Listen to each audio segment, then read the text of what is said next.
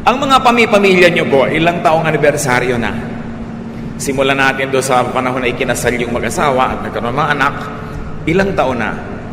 May anibersaryo ang pamilya nating espiritual, may anibersaryo ang pamilya natin ng biological. Pero dapat ang pamilya masaya. Why? Because family is permanent. Kaya ayaw mo o gusto mo yung pamilya mo, yung pa rin naman ang pamilya mo, hindi mo naman kayang palitan yan. Kilayasan mo yan, itakwil mo, hindi mo pa rin pwedeng palitan. So ba't hindi na lang pasayahin? Kaya sa layasan, ba't di na lang pagandahin para lagi kang nananabik na umuwi at makipag-isa sa pamilya? Family is much better off happy. Let's talk about 8 habits of happy families. Galing lahat ito sa Proverbs 15. Ano nga ba ang kostumbre ng mga pamilyang masasaya o ng pamilyang sasaya? Dear God, we thank you that we have the Proverbs. Salamat na yung karunungan ng mga matatanda noong unang panahon pa ay nabuo, nasulat, at hanggang ngayon pwede naming pakinabangan.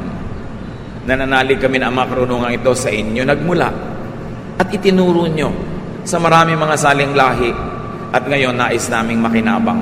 Buksan nyo po ang aming mata, ituro nyo sa amin ang pinakamagandang paraan ng pag-unawa ng matatandang kasabihan, at ito'y maging kapakipakinabang sa amin ngayon. Be our speaker. Give us the wisdom to understand your word, O God.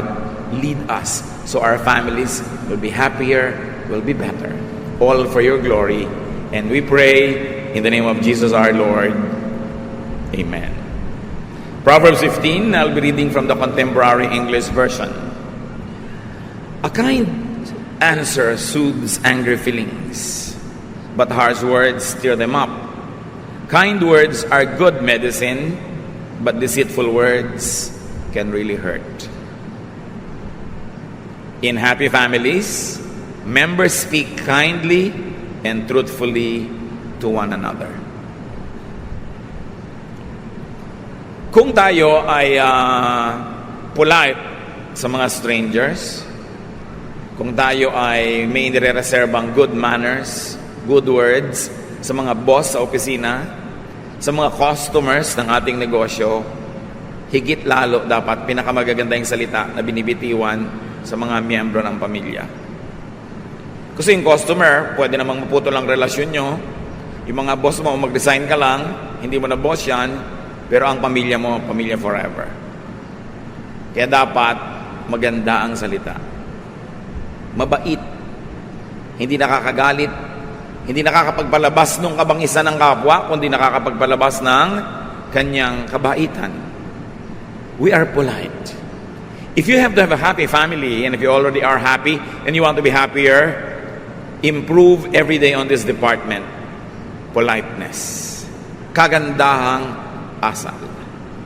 Proverbs 15:5, don't be a fool and disobey your parents. Be smart. Accept correction. In happy families, the children are wise to obey and accept discipline from their parents. Young people today might be tempted to think that they know better than their parents. At some points, they probably can be better informed. They can be more knowledgeable, but there's no way that they can be wiser. Wiser comes with age. It comes with experience. It comes with a lot of time. Kaya kung minsan, akala ng mga kabataan ngayon, kabalibahas at marami silang access to knowledge, to technology, that they no longer need their parents' advice and discipline. But no. Experience, age, and very especially love makes for excellent guides and life mentors. Dahil mahal ka ng magulang mo, dahil lang doon magtiwala ka na sa kanyang ipapayo. Hindi man perfect ang payo, magkamali man, pero maganda pa rin ang dahilan kung ba't ginagawan ka ng ganyang turo o ganyang disiplina. Proverbs 15:20, children with good sense make their parents happy. No? But foolish children are hateful to them. Pinakita dito kung sino talaga yung matatalinong bata. In the happy families, the children are sensible and the children make their parents happy. Gaano karami sa mga anak ngayon na ambisyon nyo every day to make your parents happy? At sabi sa Biblia, ang matalinong anak, pinapasaya niya ang kanyang magulang. How much is this a part of a son's or a daughter's daily objective? Why do you want to make your father happy? Because a happy father is a better husband to your mother. A happy mother is a better wife to your father. And a happy couple will lead the family into greater happiness. Meron tayong ministry sa isa't isa. Hindi lang tungkulin ng magulang na pasayahin ang anak. Tungkulin din ng anak na pasayahin ang magulang. And when everybody is happy or happier, we create a home that we long to go back to all the time. Masaya yung atmosphere. Pinananabik ang uwian, hindi pinagmamadali ang layasan. Of course, in happy families, parents lead and discipline their children. And the parents are united and consistent. How can parents lead and discipline their children effectively? When their children allow and encourage their parents to do so. Dapat ang body language ng anak, sinasabi sa magulang, pwede nyo po akong pagalitan pag mali ako. Pwede nyo akong paluin, iba't ibang degree, depende sa edad, kung ano ang aking pagkakamali. Pwede nyo akong pagsabihan. Pwede nyo akong payagang lumakad o hindi payagan. Dapat yan body language, kinaklarify ng bata. Para yung magulang, bagamat hindi dapat, pero para hindi na mag-alangan kung didisiplinahin ba ang bata o hindi. Alam nyo ba, marami magulang ngayon hesitant to discipline their children because many of them are absentee parents. They have to work in the big city or they have to work in another country and they have very, very few days during the year to spend with their children. And so the parents become indulgent during their vacations with their children. They want to be remembered only for being nice and indulgent and being a good provider and a happy companion. So they ignore their duty to discipline. Hindi kasalanan ng mga magulang na ang ekonomiya natin ay kinakailangang mayroong magkahiwa-hiwalay para kumita at mabuhay at mapag-aral ang mga anak. Pero mga anak, hindi kasalanan ng mga magulang nyo na wala sila sa inyong presence. Kaya nga sila wala para kayo buhayin. So don't make them feel guilty for not being there in your graduation kasi wala ka naman pang-enroll kung hindi siya nag-abroad. Don't make them feel guilty na wala siya sa bawat birthday nyo o ganitong okasyon. Hindi niya gustong wala siya doon. Nauobliga lang siya at mahihirap din sa kanyang loob na wala siya.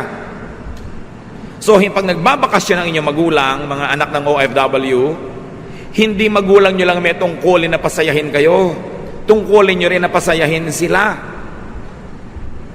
Dahil bawat hotdog, bawat tosino, bawat kanin, bawat ice cream, bawat lollipop na inilalagay nyo sa inyong sikmura ay galing sa pagpapagod na inyong magulang. Hindi yung parang akala mo malaki pa ang pagkukulang nila. Daddy, wala ka ng birthday kung... O sige, sama-sama tayo sa birthday mo. Huwag kang kumain. Huwag kang mag-aral. Akala naman ng mga pamilya nasa magulang na lang lagi yung burden Samantalang yung tatay nyo, nag-iisa abroad, siya ang naglalaba, siya ang namamalansya, siya ang nagluluto, siya ang kakain, siya maghuhugas ng plato. Pag may lagnat siya, siya din ang naglalagay ng sukang iloko, kung meron man, sa kanyang noo. At lahat ng pera ay pinapadala sa inyo, pero wala siyang alaga ng asawa, walang alaga ng anak. Tapos pag uwi, siya pa ang manunuyo, parang mali hata yun. Siyempre, mga nanay naman, dapat at yung kakain kayo ng inihaw na bangus, may picture yung tatay doon sa table. O mga anak, kaya tayo may inihaw na bangus at may sausawan pa tayo dahil ang tatay nyo nasa abroad. Pasalamat kayo sa kanya. Pag uwi niya dito, kung pinapagalitan kayo dahil mali ang behavior nyo, tanggapin nyo dahil aman nyo siya. Hindi yung nanay, kamping-kampi sa anak. Pag uwi ng tatay, magkakampi yung mag-iina, parang outsider si tatay. It's unfair. Dapat may pananagutan sa bawat isa. So kahit na hindi kayo lagi nagkikita, pag may nakita ang tatay na maling behavior, dapat hindi siya mangingiming itama ka kasi duty ng tatay yun Marami pong nagpapadala sa akin ng tanong, lalo sa Facebook. Yung mga anak ko, naglalakihan na, nagrereklamo po yung wife ko, hindi na daw niya madisiplina. Uuwi na po ba ako? Abi, alam nga naman, hindi ka pa umuwi. Pag uwi mo, may sungay na yung mga anak mo, may kaliskis, may buntot. Wala, kunwari lang, may anak ka, pero malayo na yung loob sa'yo. Parang wala ka na rin anak nun. Isang tricycle pa lang po ang aming naibupundar. Kailangan mag-decide ka. Kung kailan yung enough, kailan yung tama na. Siguro pag nag-abroad ang tao, the first 3 to 5 years, need. But if it's already overly long, greed na yun. Ayaw nang tumigil. Lalo yung asawa, di mga 10 years pa para makabili tayo ng bahay. Bahay saan? Sa Pililya. Ang layo. Di ba? So, another 10 years, Daddy, para makabili tayo ng car. Dahil ang layo, kailangan ng car. Pagbalik mo, may mga apo ka na, hindi ka kilala ng anak mo, unfair. So, kailangan matitino yung mga naiiwan kay husband o wife. Magtipid, magnegosyo, huwag gasan ng gastang akala mo ninang sa lahat ng kasalan. No? Samantalang naghihirap yung asawa abroad, ang mga anak naman, tatlo cellphone. Yung puro gastos dito, gastos doon, hindi na nare-realize ang hirap ng magulang. Alam nga namang idaing pa sa inyo yung hirap. Alam nga namang magpa-picture siya na butil-butil ang pawis dito at kumakain na sardinas. Siyempre, ang picture niya lagi, yung outing, yung bakasyon ng company nila. Napamisa-misan lang yun. Ang totoo nun 15 tao sila sa loob dahil sa kwarto. Bihira naman yung maginhawa. Idadaing pa ba? Facebook ba yun? Siyempre, hindi. So, makiramdam kayo. Proverbs 15:31-32, healthy correction is good. And if you accept it, you will be wise. You hurt only yourself by rejecting instruction. But it makes good sense to accept it. Mga anak ang kausap dito. At asawang pasaway. Kuminsan yung anak mo, asawa mo, parang panganay mong anak, siya ang pasaway, no? Lahat may pananagutan para tumino ang pamilya. Hindi lang yung isang matino ang kinailangang manindigan para sa lahat ng hindi matino. Maraming hindi alam ang anak. At malalaman nyo lang yan pag magulang na rin kayo. So habang hindi pa rin kayo magulang, hindi nyo pa nalalaman na maging magulang, sumunod na lang kayo. Kasi kung hindi naman kayo mahal ng natatay nyo, dapat hinagis na kayo sa kanal nung bata pa kayo. Dapat nadagan na kayo, tinguupo siya sa silya, hanggang nagkaluray-luray na kayo, hindi na kayo lumaki pa. Kaya kayo nakaabot sa edad nyo na yan kasi mahal kayo. Therefore, magtiwala na lang kayo. Though imperfect, your parents will always want the best for you. Trust your parents. Of course, unless they are mentally insane, which is another case. Kaunti lang yun. Proverbs 15:15-17, the poor have a hard life, but being content is as good as an endless feast. It is better to obey the Lord and have only a little than to be very rich and terribly confused. A simple meal with love is better than a feast where there is hatred. Talino talaga ng mga nagsulat nito. Inspired talaga ng Diyos. Sabi, kung magkakandara pa kayo sa pagpapayaman, pero ang magiging bunga nito ay nagkakagulo ang pamilya nyo. Maghahanda kayo na ang laki-laking handa, ang ganda-gandang handaan, pero nag-aaway-away na kayo. Magpapadebo kayo ng anak, ang liit-liit ng bahay nyo, gusto na anak nyo, bumababa sa laki-laking hagdan. So magpapagawa pa kayo ng malaking-malaking hagdan na wala naman pinupuntahan. Para lang siya manaog doon sa tugtog ng musiko niya. Tigilan yung kabaliwan na yan. Magpakasimple kayo para di magulo. Lalo't hindi nyo naman afford.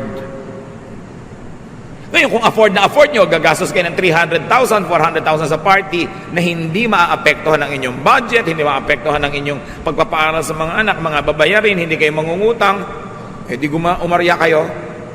Pero kung uutangin nyo lang, magkakadabulbuhol ang mga budget nyo para lang kayo magpasikat. So niya, a simple meal is better than a feast where there is hatred. Go for the simple when the complicated will hurt family life. Pagka sobra na yung matataas ang mga pangarap, na hindi mo na maabot kahit anong tiyad ang gawin mo, babababaan ang pangarap. Dapat realistic. Huwag makikipag-compare sa pinsan, sa kapatid, sa kamag-anak, sa kapitbahay. Magtataka ka naman talaga, merong nyugan, ang kapal-kapal ng mga nyug at mga puno, biglang may bahay doon na mukhang sa Mediterranean talaga. Siguro, marino ang anak niyang magulang na yan. At bakit siya nagpagawa ng laki-laking bahay? Kasi yung kumari niya sa kabila nagpapagawa, mariro na yung anak. So unahan sila sa pag-text sa anak, anak, kulang pa tayo ng bubong. Anak, kulang pa tayo ng haligi. Paano naman yung ipinagawa nyo kasi laki na simbahan? Hindi naman talaga naging Mediterranean, kundi Medyo-Terranean lang ang itsura. Simpleng-simpleng bubong, 5 layer. Nakakita na kayo ng mga bahay ba ngayon na parang walang wala sa lugar? Simpleng-simpleng bubong, pero ang dami mga sub-bubong na letter A na ganon. Yung para mga bahay ni Dracula. So, bakit ang dami mga layer-layer ng bubong? Saan nakuha to? Nagkausu-usuhan, nagkagaya-gayahan yung kapitbahay. Lumalaki tuloy ang gasto sa yero. Sa halip na simple na lang. So go for the simple. There is great godliness in contentment. For we brought nothing into the world, and we cannot take anything out of the world. Hindi natin tinatanggalan ng mga kapatiran natin ng pangarap, pero ibagay sa realidad ang pangarap. Pagdugtungin ang langit at lupa, hindi yung nakalutang ka para abutin mo ang ulap, pero hindi ka na nakatungtong sa lupa. Dahil babagsak at babagsak ka. Proverbs 15:27, being greedy causes trouble for your family. So kailan titigil? When will we say enough is enough? Kailan natin sasabihin sa daddy nyo, anak, na huwag na siya mag-abroad, magsama-sama na tayo dito uli? Kailan natin papauwi ng nanay mo na 20 years ang nag-aalaga ng anak ng iba, hindi mo naalagaan ng mga sariling anak dahil sa pangangailangan? Again, hindi natin sinisisi yung mga yon dahil talagang gusto lang nila makapag-provide. But when is enough? Dapat merong usapan kung kailan yung enough. Dahil hindi na uubos ang gastahan. Pag napag-aral mo ng mga anak mo, biglang mag-aasawa yon, may apo ka na naman ngayon, apo mo naman ngayon na pag-aaralin mo. Hindi ka na, o makakauwi dito ng buhay, malamig na bangkay ka lang uuwi dito. So kailangan merong hangganan. Pero maiba ko, kung gusto niya na maraming letter ay ang bubong nyo, bahala kayo. Total taste nyo lang naman yan. Ano? Kaya lang magastos talaga sa yero. In happy families, members value simplicity over extravagance. When running after wealth would lead to ungodly confusion and quarrels. Or when the strive to be very wealthy leads to the disintegration of the family. Yung unity ng pamilya nyo, pagsasama-sama nyo, yung pa rin ang pinapakalaga. Mga kapatid, mahal man at murang pagkain ang ilagay nyo sa sikmura nyo, ganun din ang ending. Kumain kayo ng 100 na pesos na set budget meal at gumastos kayo ng 100 or 1,000 per person in a fancy restaurant, yun pa rin ang ending sa Poso Negro. Hindi yun. So, isa-isa lang dapat yung mga ganyang activities. 5 man o 50 ang inyong underwear, ganun pa rin yung katawan nyo. Isuot nyo man yung mahal o hindi mahal, yun pa rin ang ending. So, ibagay natin sa ating mga kakayanan para hindi sobrang mabigatan yung naghahanap buhay. Proverbs 15:18, another habit of a happy family. Losing your temper causes a lot of trouble, but staying calm settles arguments. In happy families, members keep calm in potentially explosive situations. Mainit ang ulo ng nanay mo, lamigan mong ulo mo. Bukas ka na mag-init ng ulo mo kung talaga mang valid yan. Mainit ang ulo ni wife, wala namang masyadong dahilan si husband para mag-init ng ulo. Gayahin natin ang kawayan. nagbabaw pag malakas ang hangin para hindi mabalik. So kitang-kita mo na talagang masama ang mood ng isang member of the family. Huwag salubungin. Huwag niyong patunayan na mas kaya niyo na sumigaw at mas malakas pa sa sigaw niya dahil walang magyayaring mabuti. Pag nararamdaman niyo na uuwi sa argumento ang isang usapan, bite your lips. Stop talking. Wait for a more quiet and subdued moment to plead your cause. Gaano man kahusay, karunungan sasabihin mo, pero kung wala naman nakikinig dahil mainit ang ulo niya at sumisigaw siya, what's the point in speaking? Palampasin. Mas matindi ang galit, ang mood, mas mabilis mawala. Parang ulan. Pag sobrang lakas ng ulan, makakaasa kayo, hindi lalampas ang 10 minutes, tapos yun. So pag gano'n na gano'n, very intense ang feeling ng member ng family, hayaan nyo lang mag-express. At pagpayapa na siya, nakakain na, nakapagpahinga na, bukas, sa makalawa, doon nyo sabihin, alam mo, ang init-init ng ulo mo last time, gusto ko ipaliwanag sa'yo yung side ko. Na hindi naman dapat uminit ang ulo mo doon. Or alam mo, may kamalian ka doon at ito yon. Pero pag tahimik siya, hindi yung paggalit. We communicate with family members to make peace, not to make war. Pero oras sa sumigaw ka, nagalit ka rin, may kasamang dabog, you're not making peace anymore, you're making war. At saan pupunta yung usapan ninyo? Kundi magkakagalit. So, yun daw ang matatalinong miyembro ng pamilya. They don't lose their temper. When you know that you are potentially an explosive about to burst out, be quiet. Mahirap mamagtimpi, pero mas konti ang damage nun kesa sa ibulalas mo lahat ng nararamdaman mo. Tapos mamaya, sorry ka. Mabuti nagsosorry, pero mas mabuti hindi ka nagsosorry dahil wala ka naman dapat ipag-sorry. Hold your tongue. Those who have a loose tongue usually get into a very tight place. Another quality of a happy family, Proverbs 15:19. Being lazy is like walking in a thorn patch. But everyone who does right walks on the smooth road. So here, doing right means working hard. Doing wrong means being lazy. In happy families, no one is lazy. Everyone works. Ang lakas magpalungkot ng mga kasama sa pamilya ang katamaran ng isang miyembro. Lazy members burden the family. Kasi yung dapat buhat nila, pinapabuhat nila sa iba.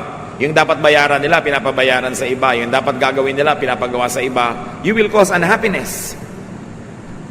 Lazy members cause stress and resentment. Lazy members also destroy harmony and happiness. And very often, lazy members of the family self-destruct. Kalbaryo ang may anak na batugan, mas kalbaryo ang magkapag-asawa ng batugan. Mga babae, kahit ang ganda-ganda ng dibdib niya na may bicep, pag tamad, burahin niyo sa listahan niyo.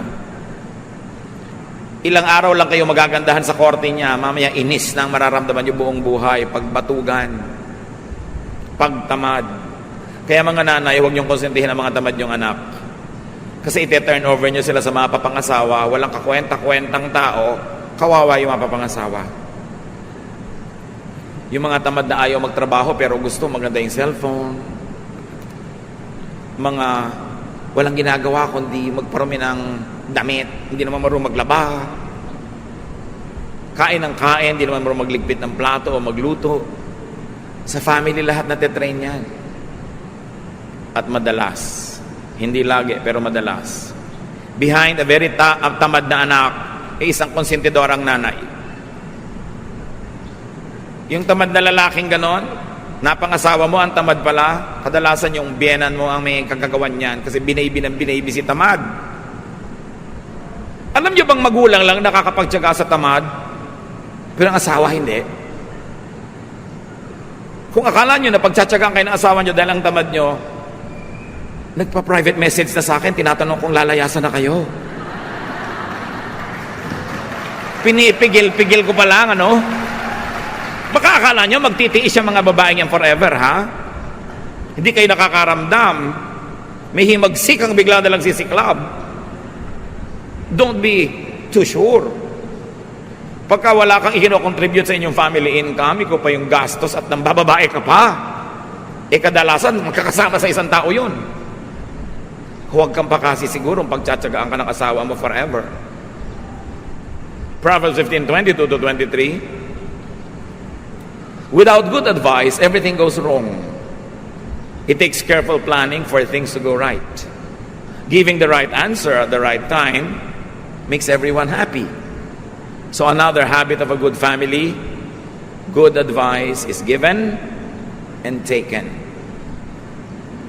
Ang mga pamilyang masasaya, nakikinig sa payo ng isa't isa o payo ng outsider na nakakatulong sa pamilya, at sila man sinisikap magbigay ng magandang payo sa isa't isa. At paano nyo nagagawa yon? Pinapatalino mo ang sarili mo para pag may nagtanong na family member, makasagot kang tama. Hindi yung inay, ano po kaya ang gagawin ko sa asawa ko? Ewan ko sa'yo, buhay niyo yan. Hindi ganun. Dapat nakakapagbigay ka ng matalinong advice. Kaya kailangan pinag-aaralan mo ang buhay. Pinag-aaralan mo ang salita ng Diyos. Nag-o-observe ka para pagkailangan ng katalinuhan, may makatas naman sa'yo. Tungkulin ng bawat isang membro ng pamilya na magpakatalino. Kasi bawat isang hindi matalino, pabigat. Tayo naman kasi mapagmahal sa mga kamag-anak, lalo immediate family, hindi naman natin talaga tinatapon. Anong ginagawa natin? Pinagtsatsagaan nating pasanin. Hirap na hirap ka, pero pinagtsatsagaan mo, ito ba ang gusto nating ibigay sa kapwa natin, sa pamilya na mahirapan dahil sa atin?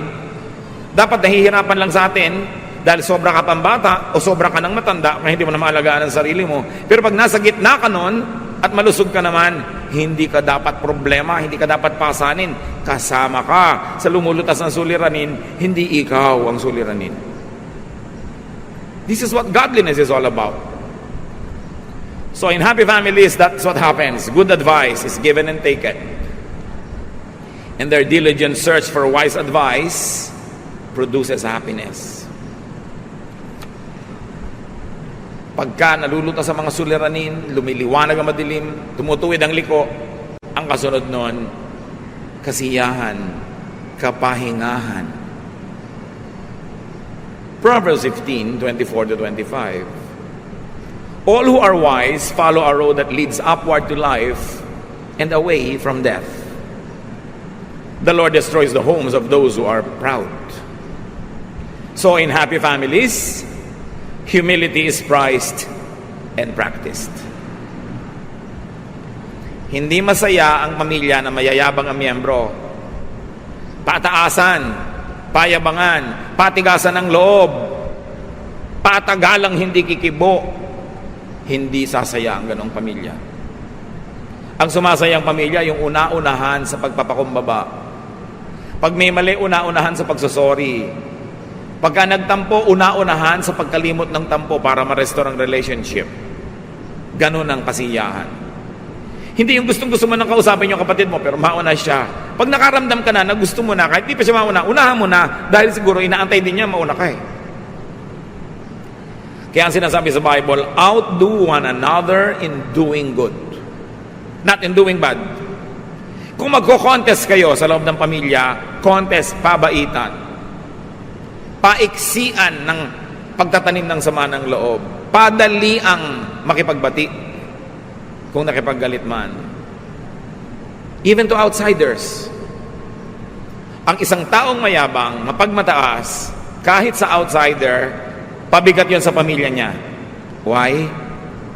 Kasi may makakalaban ka sa labas. Pag inattack ka nun, tinaga ka halimbawa, di ba pamilya mo rin magpapa-hospital sa'yo, dadalaw sa'yo? Pag ang yabang-yabang mo sa pinagtatrabahuhan mo, tinanggal ka sa trabaho, wala ka ngayong pera, di ba pamilya mo na naman magsusupport sa'yo? May nakaaway ka, nakipagbabag ka, nakita ng kuya mo, di ba dadamayan ka rin kung binubugbog ka na doon sa labas? So pag mayabang ka, tatandaan mo ito, ipinapahamak mo ang pamilya mo dahil tutulungan at tutulungan ka nila pag nalagay ka sa gulo. Kaya nagpapakumbaba ka rin kahit sa labas, para ang uwi-uwi mo sa pamilya mo, mga kaibigan, hindi kalaban. Kawawa yung mga miyembro ng pamilya na mayroong mga basagulero, mga kapatid. Mga kapatid na chismosa, mga napapaaway dito, napapaaway doon, dahil madadamay at madadamay ang lahat. So humility is prized in practice, and therefore the family receives God's favor and protection. Ang yaman itong Proverbs 15. Halimbawa, verse 30, a friendly smile makes you happy, and good news makes you feel strong. Diba? Pag nangingitian tayo, nakakarinig tayo ng magandang balita, nakakapagpalakas, hindi lang ng katawan, kundi ng loob. So in happy families, cheerfulness is valued and practiced. Paggising mo sa umaga, conscious ka, magpapasaya ako ng family members. Hindi nakasimangot ang mukha mo, wala kang kinakausap, dahil wala ka sa mood. Bakit kailangan itambak mo sa pamilya mo yung laso na yan na nakuha mo naman sa labas? Si tatay, si nanay, mainit ang ulo sa trabaho, pag uwi mainit ang ulo, dala-dala sa pamilya. Bakit yung laso na nakuha mo sa labas, iuwi mo sa bahay? Ganon din yung mga anak.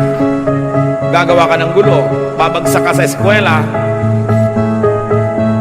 susunugin mo yung building, kung ano-anong gagawin mo sa school, yung nagpapakatino mong magulang, ipapatawag ng principal, yung mukha niya na pinipilit niya pagandahin, kailangan yung kapalan dahil haharap sa principal, dahil sa ginagawa mong kabulastugan sa school. Is that fair? Tama ba na ipahiya mo yung mga magulang mo, mga pamilya mo, dahil kung ano-anong pinagkagagawa mo hindi tama? Tuloy lumulungkot sila, you don't bring them cheer. So a responsible member of a family creates good news. Good news is produced to cheer everyone. Yung nanay, exempted po ako sa enrollment fee next year kasi ang taas ng grade ko. Wow, good news, cheer. Hindi yung ano, 4th year ka uli? Hindi ba 5 taon ka ng 4th year? Bad news. Dapat ang ginagawa mo, good news. Pag mag-uwi ka, good news. Ngayon, siyempre, life is not perfect. Paminsan-minsan, di mo sinasadya. May dala-dala kang bad news. And that's what the family is for. We support one another. Pero iba naman yung self-made bad news. Iba yung self-manufactured and avoidable bad news na patuloy pa ulit-ulit. Meron tayong pananagutan na magpasaya ng member ng family. Bawat isa may ganong tungkulin. Galatians 6:10, now therefore, as we have opportunity, let us do good to all people, especially to those who belong to the family of believers. Here, another family is mentioned, the church. Malinaw ang mensahe, do good to your spiritual family, the church. Lahat ng pinag-usapan natin kanina, apply to your church life. But also apply to your biological family. I-apply sa church, i-apply sa bahay, kasi yan ang dalawa mong pamilya. May third family ka pa siguro, professional family, kung saan ka nagtatrabaho. Pero yun naman, paglabas mo ng opisina, pwedeng hindi mo na sila family. Pero yung church mo, yung biological family mo, yun ang mahalaga sa lahat. Ingatan. Build your family up. Don't bring it down. 2 Kings 20:10, put your house in order. Of course, the context is another issue, but the general idea is the same. Put your house in order. Kung magulo ang pamilya nyo ngayon, magsimula ka mag-ayos noon, mai-inspire yung iba, mag-aayos din sila. Pero pag nagdagdag ka sa gulo, wala nang gana yung iba, magdadagdag din sila. Pag lumayas ka, lalayas din sila. So you do what is good. Ang paggawa ng mabuti, nakakahawa din. Ang paggawa ng mali, lalong nakakahawa. So maghawa na lang tayo sa paggawa ng mabuti. Nung hinahanap ng Diyos ang kapatid ni Cain sa Genesis 4:9, Cain answered, Am I supposed to look after my brother? Of course, yes. Yun ang expected answer. So you want a happy family? Do your part. Do your part. Hindi ka lang pwedeng recipient. Dapat giver ka rin. And then get your share. That's your reward for doing your part. So examine your contribution to your family. Kung may mga family members na kailangan na natin patawarin dahil sa marami na nilang mga error, patawarin na natin para magsimula uli. Reset the readings to 0. Huwag sa negative. Kung may na-realize tayong dapat natin gawin, gawin. Na-realize na dapat tigilan gawin, tigilan. Because we all want a happy family. Kahit yung family mo, yung binuo mo lang na pamilya dahil wala ka ng biological family inabutan, ulila ka, o kung ano man yun, kung ano yung pamilya mo ngayon, di yun ang pamilya mo, the same things apply. Do your part. Obey God. Lumagay sa lugar at magkakaroon tayo ng mas masayang buhay. Panginoon naming Diyos, gustong-gusto ng bawat isa na magkaroon ng masayang pamilya.